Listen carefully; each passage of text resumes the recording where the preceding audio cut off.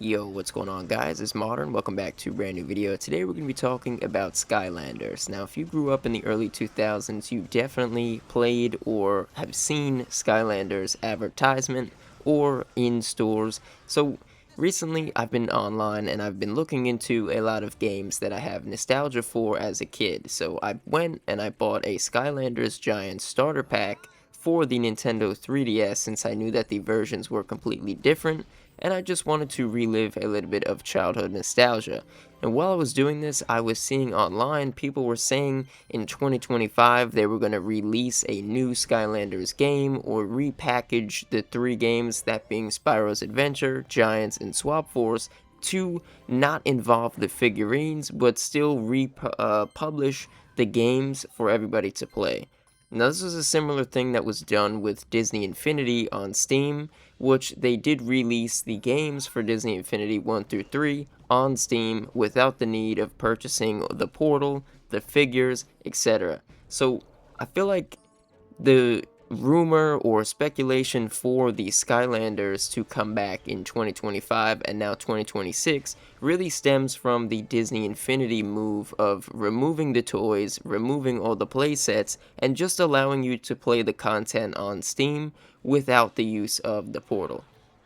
I don't really know if there is a market for Skylanders in 2026, and let me, give you guys my opinion why. So, Nintendo obviously is known for their amiibo figurines, which are basically Skylanders, but they don't actually do anything special. And as of lately, they've been getting tariffed or just price gouged to hell.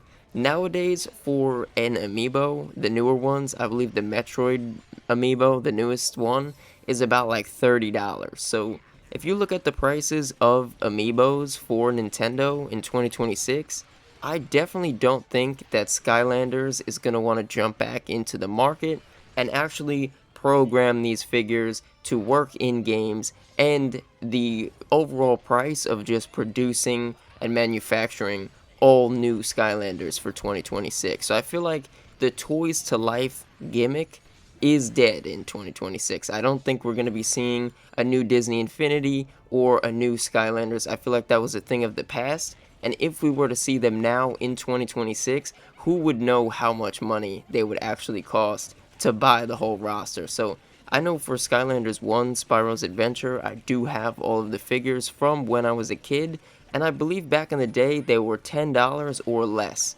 to buy a figure for them on the original game, if I'm not mistaken. Now, you see amiibos from Nintendo, which are definitely a different product.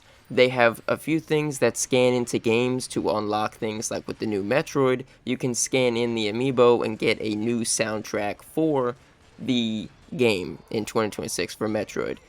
With Skylanders, it's a totally different thing, I understand, but just looking at the price, like I've been saying, for the amiibos, they are way more expensive than Skylanders were and the initial amiibos were back in 2012 or whenever these games were really popular. So I am unfortunate to say that I think the Toys to Life gimmick is dead in 2026. But that doesn't mean that Skylanders can't get repurposed. Now, I know that Toys for Bob, the original company or creator of Skylanders, isn't in the greatest financial state right now, but I don't think it means that we'll never see Skylanders ever again.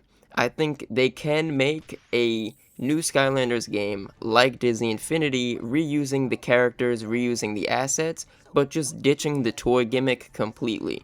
Do I think it's going to be a remake? I don't know personally, but I can see a comeback of the characters and the IP in 2026. Looking at the later half of the Skylanders, like Superchargers, Trap Team, and Imaginators, I wasn't really too big into those games, especially the ones that came out later on.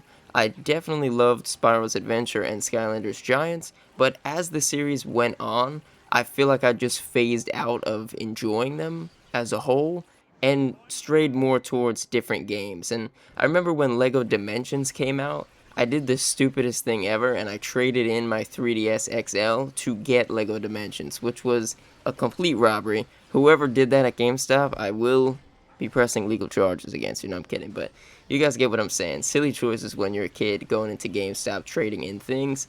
Back on topic to Skylanders and Lego Dimensions. So Lego Dimensions was a rip-off of the Toys to Life feature that Disney Infinity and Skylanders were doing, and it had the Lego characters inside of them, and it was themed more around the Lego games instead of the Skylanders. So I didn't like this. I love Lego games, but I didn't like having to get up to actually mess around with the figures and take things off the base. It kind of just made it a little annoying for me, which is why I could see the whole Toys to Life gimmick as well phasing out and getting put into a more standard release title. But I thought I made some decent points in this video just talking about the current market conditions with physical, like, collectibles and toys, such as the amiibos, and what the Skylanders would cost if they did release in 2026. So that's been today's video, just a little off the cup discussion about Skylanders in 2026. Yes, I would love for them to come back, but I don't think it would be in the way that people would be anticipating it to be. So if you guys, have any other takes on this, let me know in the comment section down below. Appreciate you guys for watching this. Peace.